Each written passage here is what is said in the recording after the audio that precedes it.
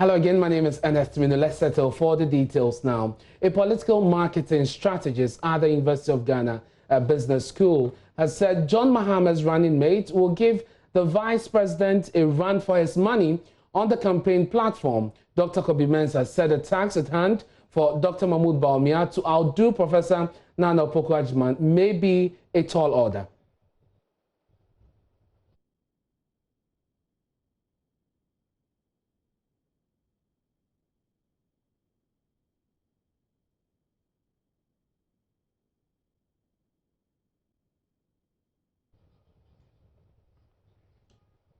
Well, let's go to the phone lines now and speak to Dr. Kobby. He joins us for some more on this. Thank you very much, Doc, for your time here on Newsdesk. You are saying that Professor Nana Opoku-Agyemang will give Dr. Mahmoud Bawumia a run for his money. How is that?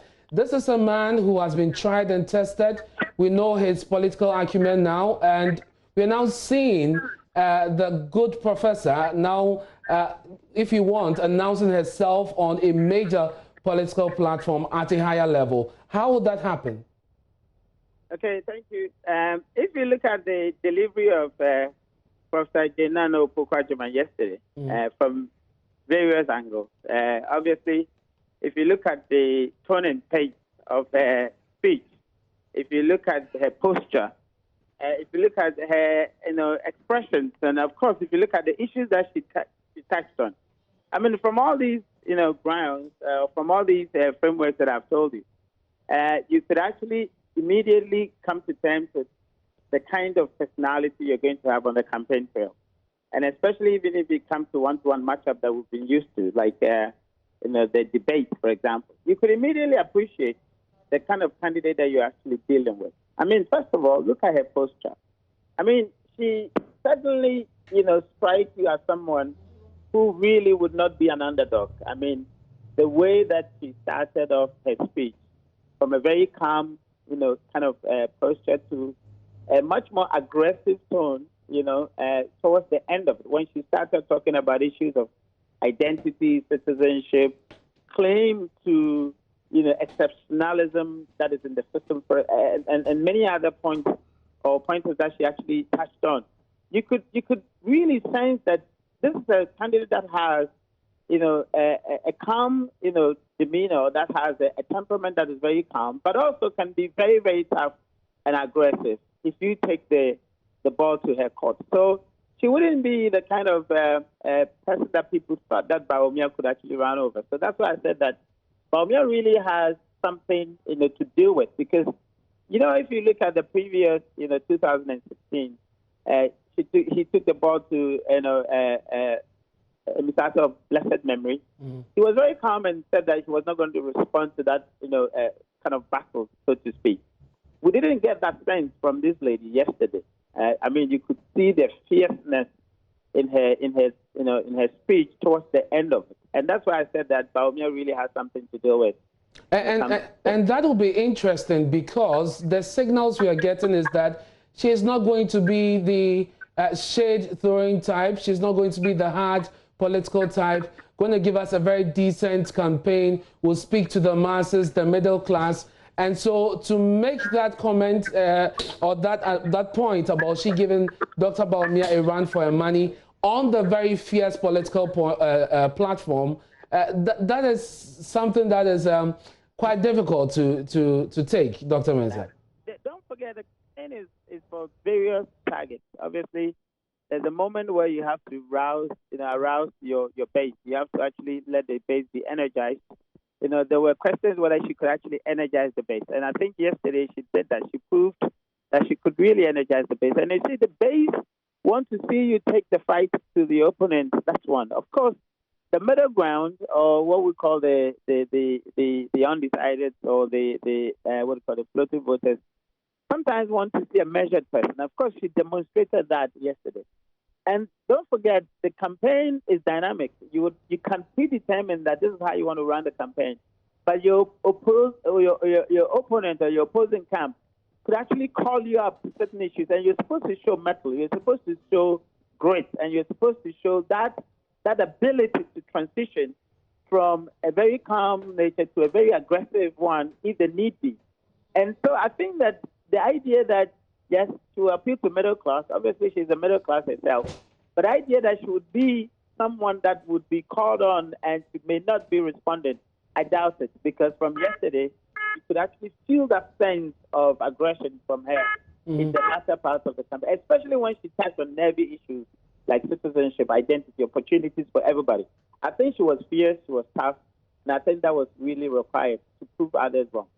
And on the substance of her speech yesterday, a lot of us were looking forward to some major policy statements. You read across and it appears we didn't really get that. Would you agree with those? Yes, she talked about representing women, making sure that their views are at the decision-making table and all of that. But in terms of policies, what she's desperately or passionately going to pursue, we didn't get that. Would you agree with people who say that aspect was missing? I'm surprised people were expecting policy pronouncement from a VP pick. I mean, it doesn't work that way.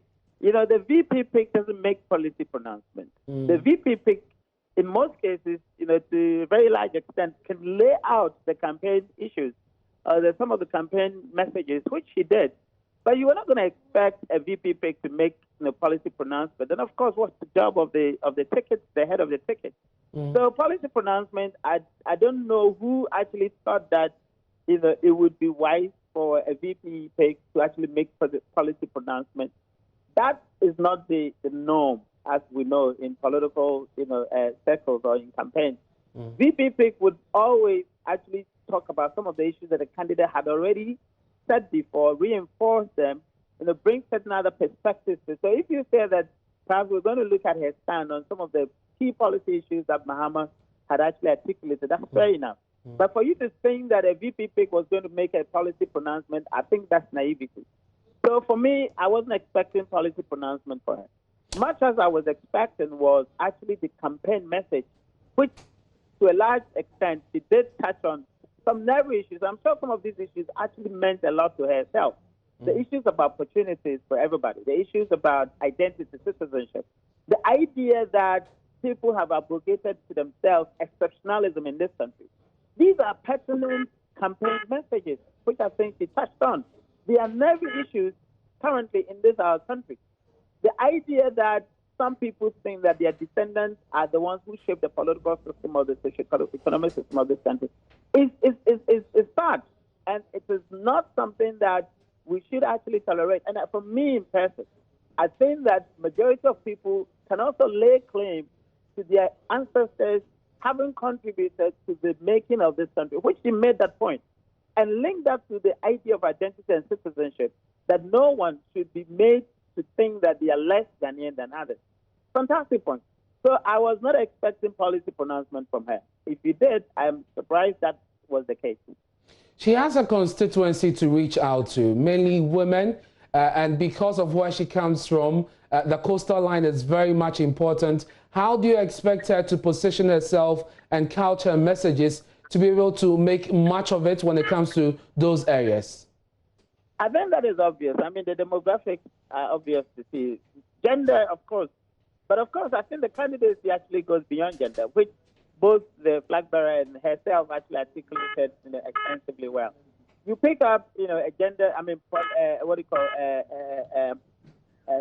identity, and I've said it several times that when we refer to, the female gender, we're talking about, minority, although they're a majority in the system. But of course, in terms of representation, in terms of opportunities, in terms of inclusion, diversity, we always use the female gender as a representation of the less, represented, of the, the excluded in society, of the less opportune, people who have opportunities in society, of the disabilities in society, of the youth in society. And that's what the female gender actually represents. And so that's much more broader than the debate or the discussion that she's appealing to women. I think that people must be a lot more rigorous in their perspectives when it comes to what the candidates actually expect. And I would be surprised if the NDC themselves, in their communication, would limit her candidacy to the definition of, female. I think that is really, not the case. And of course, the candidate and then the vice candidate herself actually expressed that, broadly, define the scope, broadly. Very well. So, yeah. Dr. Mensah, thank you very much. If you could just hold the line for me. Let's go to Zoom now and speak to the head of the Center for Public Discourse Analysis and also a political communications analyst, Dr. H.A. Sikangu. Thank you very much for your time here on Newsdesk.